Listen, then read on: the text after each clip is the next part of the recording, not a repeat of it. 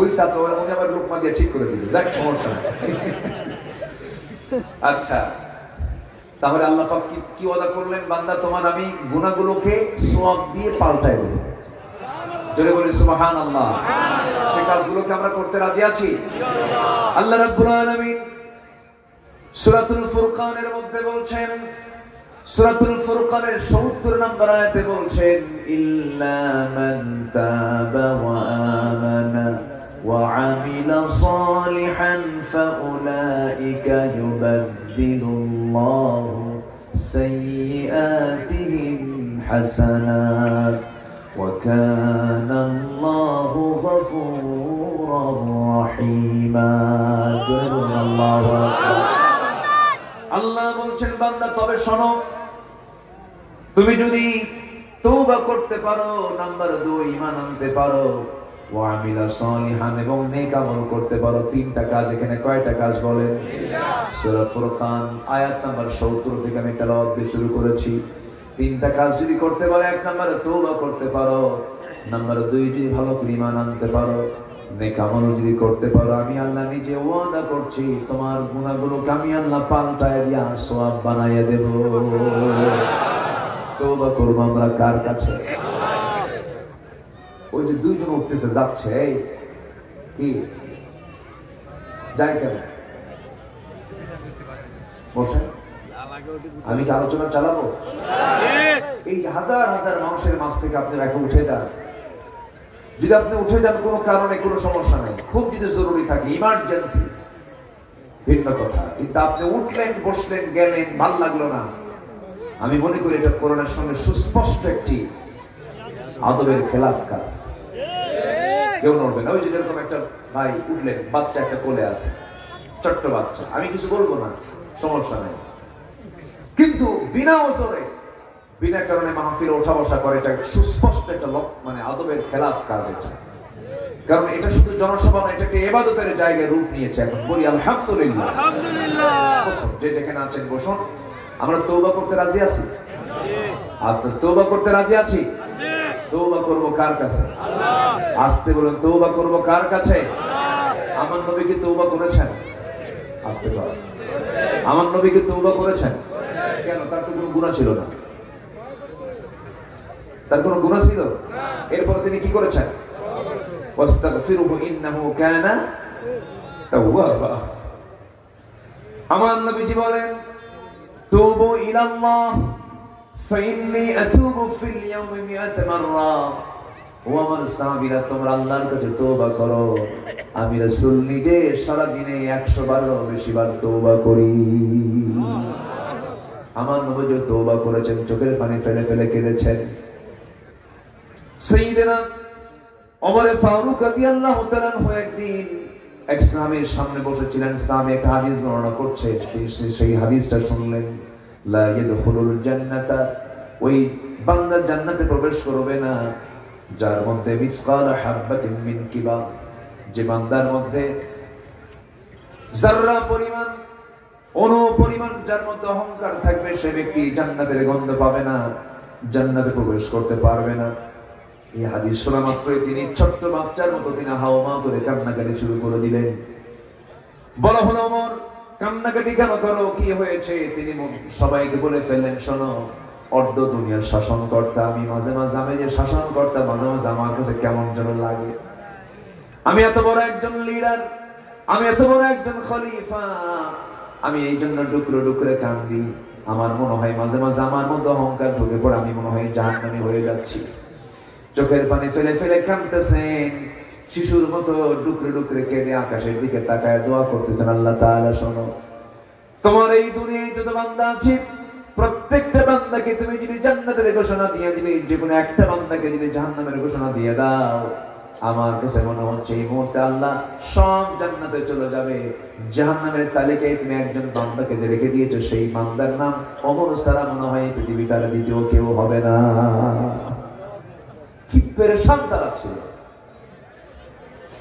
মুনাফিকের তালিকা আছে এক সাহাবীর কাছে, আমার নবী দিয়েছেন, তার কাছে সকাল সন্ধ্যা ওমর ফারুক যেতেন, গিয়ে বলতেন, হুযায়ফা দেখো তো মুনাফিকের তালিকার মধ্যে আমার নামটা কয় নম্বরে আছে। কি দুনিয়া নিয়ে তারা আখিরাতকে নিয়ে তারা পেরেশান ছিলেন, দুনিয়াকে তারা তুচ্ছ করেছেন। সাইয়েদনা আবু বকর সিদ্দিক রাদিয়াল্লাহু আনহুর নাম সবাই তো শুনেছেন। সবাই কয় নাম্বার খলিফা বলুন? আসতে বলুন না, কয় নাম্বার খলিফা? 1 নাম্বার খলিফা তিনি ছিলেন।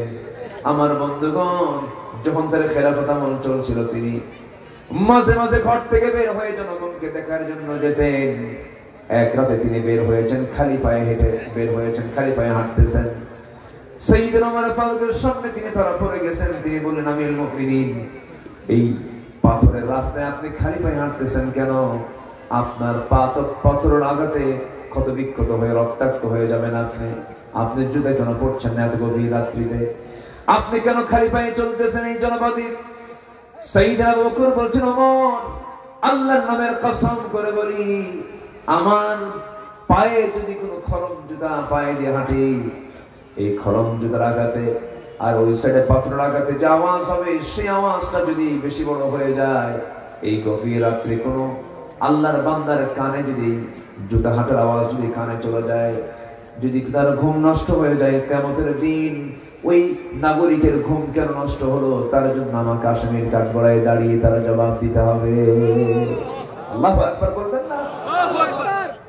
আর এখনকার আতিপাতি নেতা এটা শোডাউন করে, সামনে 50 পিছনে 50 হোন্ডা মোটর সাইকেল নিয়ে স্লোগান দিয়ে দিয়ে আসতেছে। এমন শিক্ষা ইসলাম শিখায় নাই, ঠিক কিনা? ওমর রাষ্ট্রীয় সফরে বের হয়েছেন মদিনা থেকে। কয়টা উট নিয়ে? একটা উট নিয়ে বের হয়েছেন। বের হয়ে সাথে একজন সফর সঙ্গে নিয়েছেন, সেই বৃত্ত রওনা করেছেন। মাঝখানে গিয়ে বলতেছে, এই বৃত্ত এদিকে আসো, তুমি আমার উটের পিঠে চড়ো, আমি উটের লাগাম ধরি। লজ্জায় ভেঙে পড়েছেন তিনি। কি বলেন আমিরুল মুমিনিন? আপনি লাগাম ধরবেন, আমি বৃত্ত, আমি উটের পিঠে চড়বো, অসম্ভব ব্যাপার।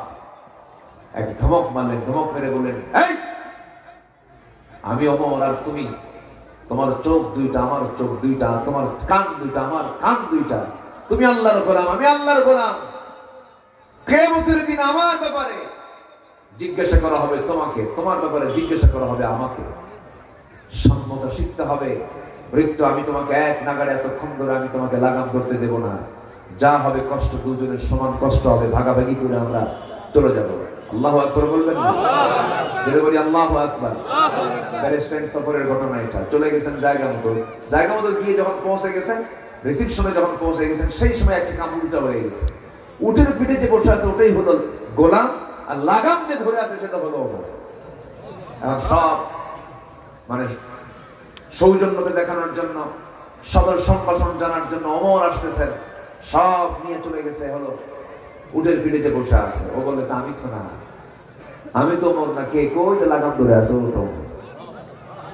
একটু জোরে বলেন সুবহানাল্লাহ। একটু জোরে বলেন না ভাই সুবহানাল্লাহ। আল্লাহর যারা বান্দা তারা কি অহংকারী হয় না বিনয়ী হয়? অহংকারী হয় না বিনয়ী হয়? ক্ষমতার দম্ভ আছে না নাই? ক্ষমতার অহংকার আছে না নাই? টাকার অহংকার আছে না নাই? চেহারার অহংকার আছে না নাই? যেই অহংকারী হবে সে কোথায় যাবে? জান্নাতে। আর বিনয়ী বান্দারা কোথায় যাবে? জান্নাতে। আল্লাহ রাব্বুল আলামিন বলেন, وعباد الرحمن الذين يمشون على الأرض هونا وإذا خاطبهم الجاهلون قالوا سلاما والذين يبيتون لربهم سجدا وقياما والذين يقولون ربنا اصرف عنا عذاب جهنم إن عذابها كان غراما إنها ساءت مستقرا ومقاما جربنا الله أكبر বিনয়ী বান্দা কারা? জমিনে যারা অহংকার প্রদর্শন না করে বিনয়ী হয়ে যারা চলে, অত্যন্ত ভদ্রচিত হয়ে যারা চলে, তারাই হল আল্লাহর বিনয়ী বান্দা। জাহিলদের সঙ্গে তর্ক বিতর্ক না করে, এটি হল আল্লাহর বিনয়ী বান্দা। এবং রাত যখন হয়ে যায় সব বান্দা ঘুমের ভিতরে থাকে, আর আল্লাহর পছন্দের বান্দা যারা তারা রাত জেগে জেগে চোখের পানি ফেলে ফেলে আল্লাহর দরবারে সেজদায় পড়ে কান্দে। ও বান্দা, তুমি যদি কান্নার মতো কাঁদতে পারো, চোখের পানি যদি এক ফোঁটা আল্লাহর ভয়ে ফেলতে পারো, তুমি কি জানো 7টা জাহান্নাম, একটা দুইটা নয়, 7টা জাহান্নামের আগুন নিভায় দেবে তোমার চোখের পানি। কারণ যে চোখের পানি আল্লাহর ভয়ে কাঁদবে, সেই পানি, সেই চোখ কখনো জাহান্নাম যেতে পারে না। জোরে বলি সুবহানাল্লাহ। আমরা কাঁদবো কার কাছে? আসতে বলবো না, কাঁদবো কার কাছে?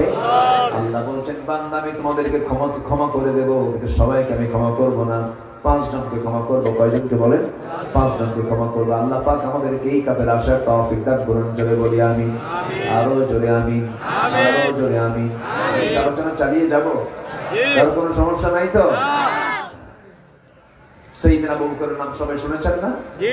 আখিরাত কেন্দ্রিক কি চিন্তা তাদের ছিল, কি ঈমান তাদের ছিল। উনি খলিফা প্রধান ছিলেন, আবার তিনি দোকানদারও ছিলেন। খেলাফতের দায়িত্ব পালন করে নির্দিষ্ট সময় এসে তিনি তার দোকানে বসতেন, ব্যবসা করতেন। এটা হলো পরিবার চালানোর জন্য। কি চালানোর জন্য বলেন? পরিবার চালানোর জন্য। বসে আছেন, এক কাস্টমার এসে বলতেছে, খলিফা আবু বকর, আমার এই কাপড়টা কয়েক মাস আগে আমি কিনেছিলাম তোমার কাছ থেকে, কিন্তু কাপড়টা আমার পছন্দ হয়নি, কাপড়টা তুমি ফেরত নিয়ে নাও। সাইয়েদনা ওমর ফারুক কিচ্ছু বললেন না, ফেরত নিয়ে নিলেন। কাপড়টা ফেরত নিলেন, কাপড়টা ফেরত নিলেন, টাকাটা দিয়ে দিলেন, সব কমপ্লিট হয়ে গেল। কিন্তু যখন ওই লোকটা যখন চলে গেল, ওই কাস্টমার যখন চলে গেল, তার সামনে থেকে ডুকরে ডুকরে কাঁদতেছেন, চোখের পানি ফেলে ফেলে কাঁদতেছেন আবু বকর সিদ্দিক রাদিয়াল্লাহু তাআলা আনহু।